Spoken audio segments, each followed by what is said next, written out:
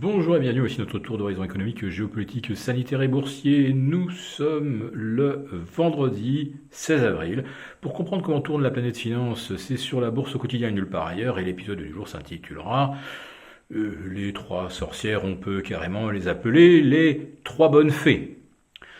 Oui, les fées des marchés, vous connaissez leur nom, Federal Reserve, BCE et eh bien, je pense qu'on va mettre dans ce trio BlackRock, le principal auxiliaire de la Fed sur les marchés, puisque c'est BlackRock qui exécute le programme de rachat d'actifs de la Fed et qui conserve en quelque sorte tous les instruments obligataires qui sont rachetés jour après jour, semaine après semaine.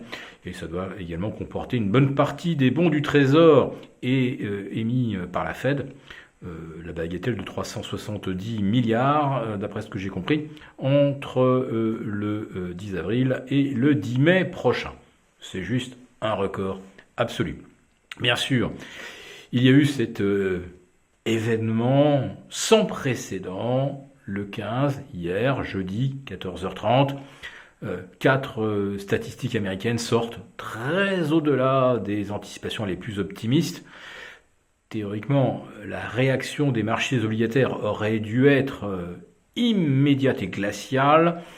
Les quatre chiffres, consommation à 9,8, chômage, on a vu 4 fois moins de demandeurs d'emploi qu'on ne l'avait anticipé. Et les indicateurs d'activité, Philly Fed et Empire State, très au-delà des anticipations et même au-delà des niveaux records du mois de juin 2018. Bref, hier, tous les indicateurs nous dessinaient une future surchauffe économique et des pressions inflationnistes. Et il en a résulté une baisse surréaliste, jamais vue, de 9 points de base des T-bonds en l'espace d'une heure et demie. Scénario totalement imprévisible et qui ressemble effectivement à une sorte de bear trap pour tous ceux qui avaient correctement anticipé des chiffres extrêmement forts aux États-Unis et qui s'étaient positionnés logiquement à la baisse. C'est la stratégie d'ailleurs qui est poursuivie pratiquement depuis la fin du mois d'août 2020 avec le plan Biden et l'anticipation donc d'une abondance monétaire historique. Alors les chiffres américains hier étaient extrêmement forts et là on ne pouvait pas évoquer un effet de base qui aurait, on va dire, faussé la perspective puisqu'on était là sur des comparaisons mensuelles. En Chine, par contre, ce matin, on a aussi des statistiques extrêmement vigoureuses, si j'ose dire, battant d'ailleurs pratiquement toutes les anticipations. On a un rebond de pratiquement 25% de la croissance. On a une hausse, je ne sais plus combien, de 28% de la consommation.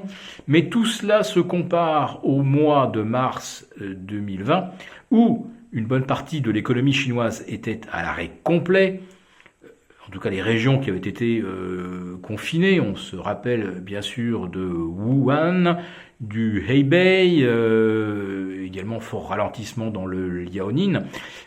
On avait donc une économie chinoise amputée pratiquement d'un quart de son activité ou de son potentiel. Donc on les retrouve naturellement aujourd'hui avec le retour à la normale, qui donne évidemment une sensation d'explosion sur un an, qui évidemment est une illusion d'optique.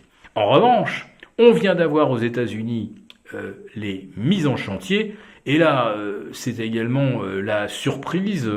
On a un chiffre en hausse de plus de 15%. on était allé dans les hypothèses les plus optimistes à plus 5 ou plus 6. Donc ça devrait là aussi faire réagir le marché obligataire américain, et pour l'instant, toujours rien. On reste littéralement figé à 1,56%. Autrement dit, après les indices boursiers maintenus dans leurs canaux ascendants à coup d'intervention, soit injection, soit déclaration de membres de la Fed, cette fois-ci, c'est le marché obligataire qui lui est maintenant placé totalement sous contrôle. Car on sait bien qu'on est maintenant dans une bulle gigantesque et qu'on ne peut plus laisser la moindre latitude au marché d'amorcer, un semblant de correction, tellement le risque de désintégration est devenu important. Voilà, donc quand on cherche désespérément à empêcher le marché de fonctionner comme un marché, c'est qu'évidemment le péril est grand. Alors, dans notre édition hebdomadaire de la lettre confidentielle, on vous explique évidemment comment se prémunir et quel seuil surveiller pour ne pas se faire prendre dans une correction qui pourrait se déclencher bien peut-être dès lundi, puisque ça y est, comme au poker, là, on va dire que on a vu la rivière et les jeux sont faits pour le mois d'avril. Le mois de mai, lui, risque d'être beaucoup plus sportif, mais les opérateurs savent maintenant de façon certaine que les banques centrales sont avec eux.